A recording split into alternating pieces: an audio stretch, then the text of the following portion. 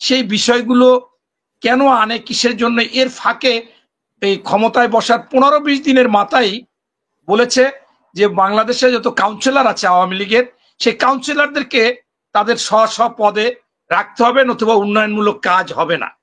নির্বাচন তো 1 মাসের একটা যে কিভাবে কিভাবে কবে টাকা পয়সা জমা হবে এই দিবে, সেইটা যদি আপনি আজকে শিডিউলের জন্য একটা রোড ম্যাপ না দিতে পারে, কতদিনে শেষ করবে, কেন মানুষের মধ্যে সন্দেহ দেখা দিবে?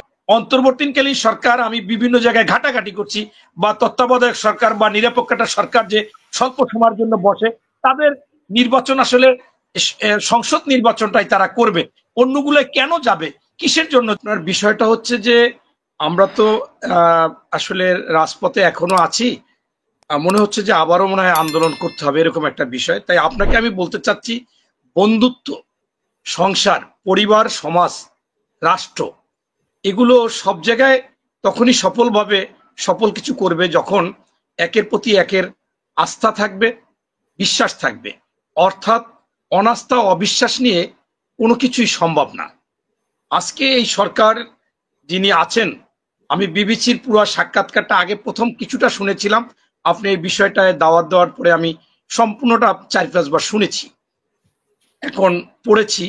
সেখানে উনি বিবিসিতে যে সাক্ষাৎকার দিয়েছে, সেখানে কিন্তু উনি একেবারে একজন ভদ্রলোক হিসেবে সবগুলোই, আমরা যে আলোচনা পলাশবাই করেছে তার একটাও উনি বলেননি। উনি বলেছে সকলের সহযোগিতা পাচ্ছেন, সকলে সাপোর্ট দিচ্ছেন, ভারতের সাথেও সম্পর্ক, তাদের সাথে সবগুলো পজিটিভলি উনি বলেছেন। এবং দলের কথা বলেছেন যে উনি কোনো দলের সাথে জড়িত নাই, দল করবে না। উনি তো আগেই বলে দিচ্ছে যে আমি আর ওনার দল করার কখনো খায়ের ছিলেন না, এই কথাগুলো বলছেন।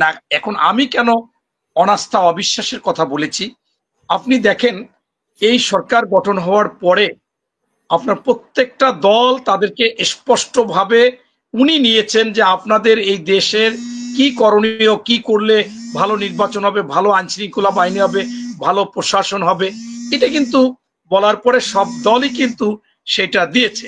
সেইটা যদি দিয়ে থাকে, সেই ক্ষেত্রে আজকে মনে করেন পরবর্তীতে আমরা যেটা দেখেছি যে ওনরা এই সংস্কারের কথা বলে টাইম দীর্ঘ মেয়াদী করতে চেয়েছিলেন।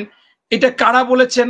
ছাত্র বৈষম্য, নাগরিক কমিটি এবং ওই যারা ছাত্র থেকে উপদেষ্টা গিয়েছেন তারা বলেছেন, পরবর্তীতে উনিও বলেছেন। এরপর আপনারা আবার বলছেন না, বিচার আগে করতে হবে। সেই সংস্কারের পরে বিচারে চলে আসলো, সংস্কারও আছে সাথে। এরপর আবার স্থানীয় সরকার নির্বাচন, এই যে বিষয়গুলো, সেই বিষয়গুলো কেন আনে, কিসের জন্য, এর ফাঁকে এই ক্ষমতায় বসার 15-20 দিনের মাথায় বলেছে যে বাংলাদেশে যত কাউন্সিলর আছে আওয়ামী লীগের, সেই কাউন্সিলরদেরকে তাদের স্ব পদে রাখতে হবে, নতুবা উন্নয়নমূলক কাজ হবে না। এখন ফিরিয়ে দিতে হবে। যে সমস্ত কাউন্সিলরদেরকে নাম শুনলে জনগণ আতঙ্কিত হয়, ভয় পায়, এবং তারা হচ্ছে অবৈধ সম্পদের রাঘব বোয়াল। কেন তাদেরকে এটা করতে চেয়েছিল, কারা করতে চেয়েছিল, কাদের সুবিধার জন্য করতে চেয়েছিল, এটা কিন্তু তখন একটা খটকা লেগেছে, সন্দেহ দেখা দিয়েছে। এর পরবর্তীতে আমরা দেখলাম যে আমাদের প্রধান উপদেষ্টা একটা সাক্ষাৎকার দিলেন, সেখানেও দল গঠনের কথা বলল। এরপর আজকে কিন্তু সামাজিক মাধ্যমে অনেকেই আজকে লিখতে বাধ্য হয়েছে যে পুরাতন প্রেম একটু জেগে উঠলে সেটার খায়েশ মেটানোর জন্য নতুন কিছু ধরে চাই কিনা। সেটা কি লিখেছে সেই নাগরিক শক্তি কি আজকে নাগরিক পার্টি? এখন এই যে আজকে বিবিসির সাক্ষাৎকারে ওনাকে দলের কথা বলেছিল, উনি বলেছে না আমি তো কখনো দল করতে চাইনি, জনগণ বলেছিল। উনি নিজে নাম দিয়েছিল নাগরিক শক্তি, উনি নিজের মুখে নাম দিয়েছিল নাগরিক শক্তি। এবং আপনি এখন সার্চ দিলেও গুগলে পাবেন যে ওনার এটা প্রস্তাব মানে ছিল, পরে উনি এখান থেকে বের হয়ে গেছে, সফল হয়নি। তারপরে আজকে মনে করেন যে সেটা হচ্ছে, আজকে আপনার এই যেটা মানুষ বাস্তবে দেখতেছে, সেইখানে সন্দেহ দেখা দেওয়ার কারণে ওনাকে তো সকলে সাপোর্ট দিতে চাচ্ছে। আমাদের বিএনপির ভারপ্রাপ্ত চেয়ারম্যান মহোদয় বারবার তারেক রহমান সাহেব বলেছেন যে এই সরকারকে কোনোভাবে ব্যর্থ হতে দেওয়া যাবে না, তাইলে আমরা সামগ্রিকভাবে যারা আন্দোলন করেছি, যারা ক্ষতিগ্রস্ত ছিলাম, সকলেই আবার ব্যর্থ হব। সেইখানে তো এটা বারবার চাওয়া হয়েছে। কিন্তু আমি যে কোনো লোক আমার টেবিলে আমার সামনাসামনি বসাই দিলে সে স্বীকার করতে বাধ্য হবে যে এই সংস্কার 3 মাস 4 মাস এনাফ টাইম। আপনার সকল রাজনৈতিক দলগুলো প্রথম দিয়ে দিচ্ছে, দিয়ে দেওয়ার পরে আবার কমিটি হয়েছে, সেই কমিটি উনিও আজকে বলেছে যে প্রত্যেকে 3 মাস দিয়েছিলাম 1 মাস বাড়াই নিচ্ছে, বাড়াই নেওয়ার পর জমা দিয়ে দিচ্ছে। সব জমা দেওয়ার পরে আপনার এই একাধিক উপদেষ্টা আপনারা তারা বলছে যে আমরা চাইলে এটা 7 থেকে 14 দিনের মধ্যে, 7 দিন বলছে একজনে, 14 দিন বলছে, সেটা একেবারে আমরা ফাইনালে নিয়ে আসতে পারবো। সেখানে আমি 14 দিন, আমি 2 মাস দিলাম, 3 মাস দিলাম। সেখানে আপনার নির্বাচনটা কি, নির্বাচন তো 1 মাসের একটা যে কিভাবে কিভাবে কবে টাকা পয়সা জমা হবে এই দিবে, সেইটা যদি আপনি আজকে শিডিউলের জন্য একটা রোড ম্যাপ না দিতে পারে কতদিনে শেষ করবে, কেন মানুষের মধ্যে সন্দেহ দেখা দিবে না?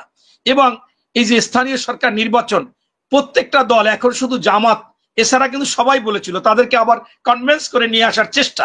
এই যে কেন, কারা কনভিন্স করে?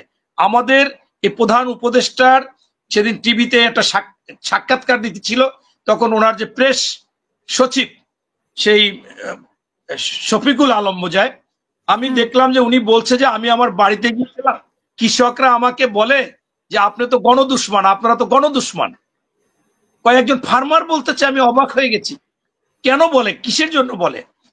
এই জন্য বলে যে আপনাদেরকে অন্তর্বর্তীকালীন সরকারের কাজ হচ্ছে একটা সমস্যা হয়েছে, একটা সমস্যার সমাধান করার জন্য আপনাদেরকে আনা হয়েছে, একটা ক্রান্তি লগ্ন। সেই ক্রান্তি লগ্নে আপনি এসে যদি আবার আপনি নতুন কিছু চান, আপনি চান না, আপনি কাউকে করাইতে চান, সেইটা তো ভালো হয় না, ভালো দেখা যায় না। এবং আমাদের এই কথায় কথায় সন্দেহ দেখা দেয়।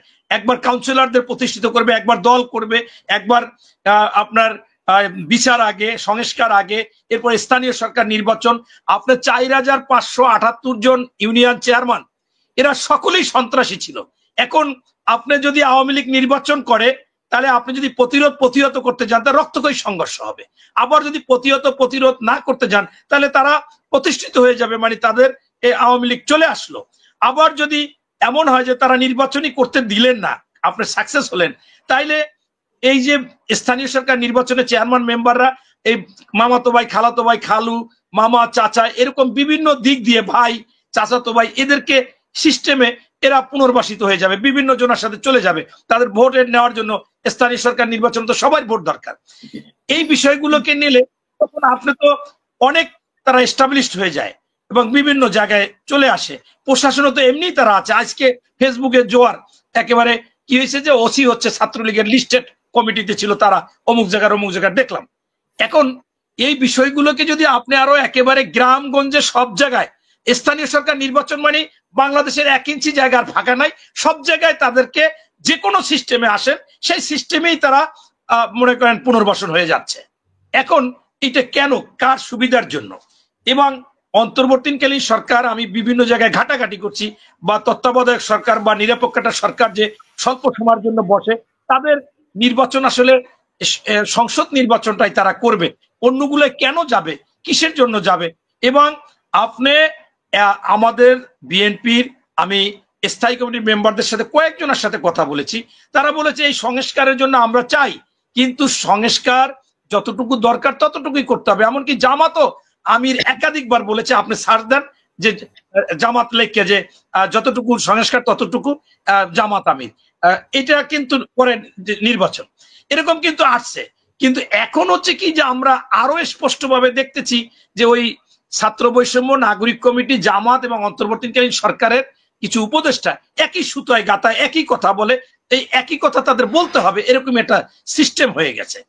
এইটা কারণটা কি? হয়তো বা এখন 2-1 জন আবার আসে যায় এরকম অবস্থায়। তাই আমি মনে করি যে ডক্টর মোহাম্মদ ইউনূস সাহেব, আমার মনে হচ্ছে যে এগুলা ওনার স্পষ্ট করা উচিত।